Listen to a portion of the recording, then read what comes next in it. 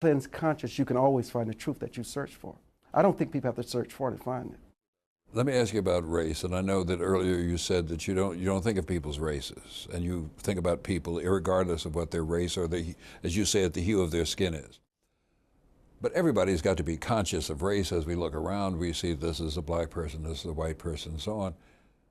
Do you have that kind of consciousness? And if you do, how does that affect what you do? Well, you cannot have that. You can't help but have it, given the media's reinforcement of it is all around you. You know, I just don't make judgments. You see it, but you make no assumptions about it. I don't make, you know, when I hear about somebody being racially profiled just who happen to be black, that has no effect on me at all. Now, there's some people who see, oh, if that can happen to that brother, that can happen to me. Whatever happens to them, depending on what group you put. You don't think that because it happened to someone like you, it could happen to you? No, has never happened. I know you say it's never happened. And I can only but you don't think that it could happen? No. There's no possibility? In my mind, no. Really? Okay. No. Go ahead. No. Now, do you see yourself as a leader who advances issues of race or society or both? Society. And race is a part of society. And so it would be both, but the emphasis on society. Yes. The big emphasis on society. Yes. Now, is there such a thing as a race-transcending leader? Well, that may not be a bad thing. No. To be able to transcend. Yes, of course. Experiences can help you transcend and understand there's more to life and the ills of the world and why people suffer than race. You know, I was thinking we've written all these questions expecting the person who sits in this chair will be a black person, a man, a woman, relatively young, relatively old. But how does that question fit if you're asking, can there be such a thing as a race-transcending leader, and you're thinking about the larger world outside the black world? Can that be so too?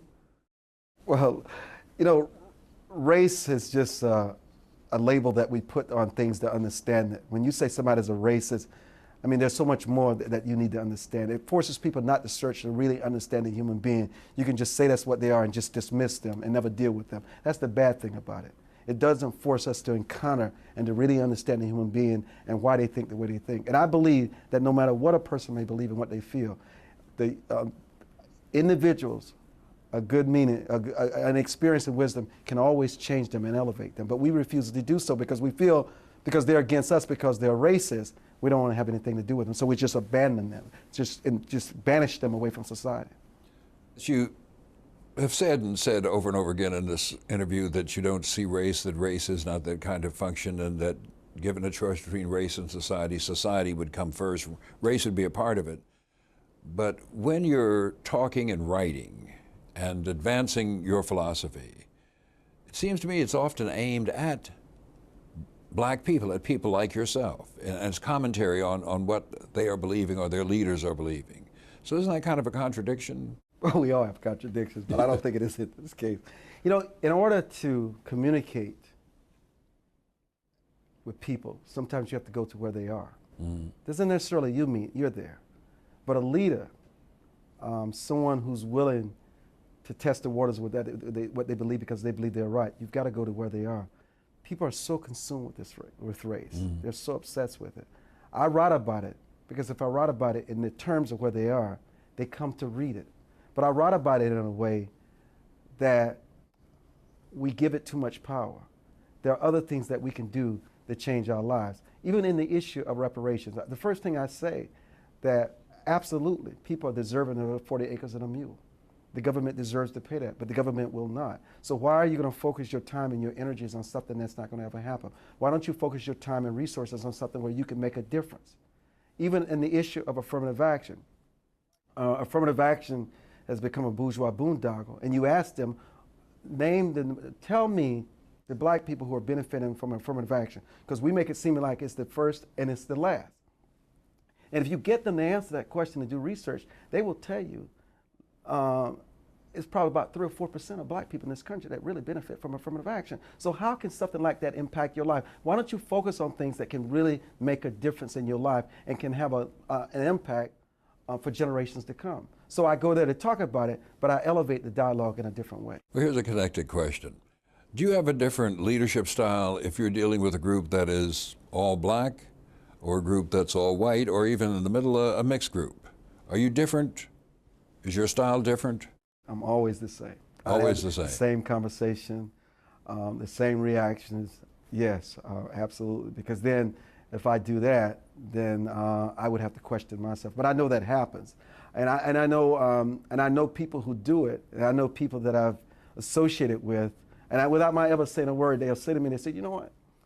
You know, you're consistent. Your conversation is all the same. I can't believe you said that. They said, maybe you have a point.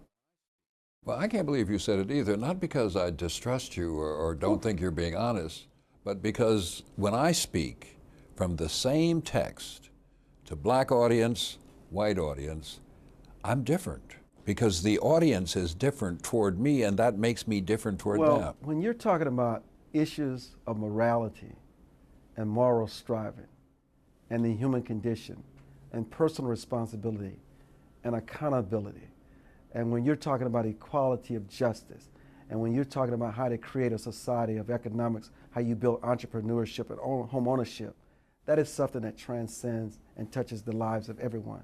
And those are my topic. Now, someone may ask me a question in that direction, but in terms of my address, those are not the issues that I find myself talking about. I don't want to beat this on the ground. Beat it. But I bet you if you read that list to the black audience here, and you read that list to the white audience here, both audiences would like it, but the black audience would be saying, yes, sir, okay, say it, preach, now that's talk interesting. again, and they're back and forth to you. In a way, this audience will not be back and forth to you, But, not because they dislike you. But are you saying their expression? Their expressiveness.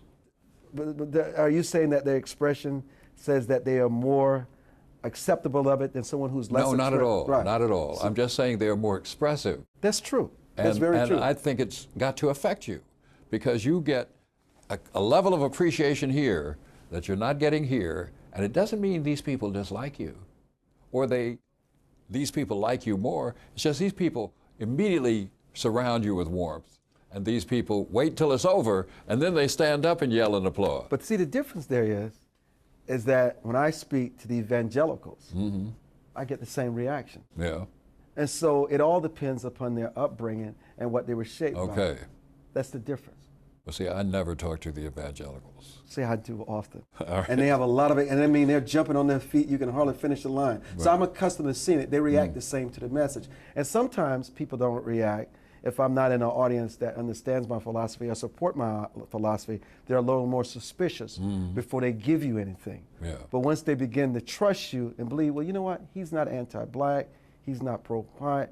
He just has a philosophy for everybody.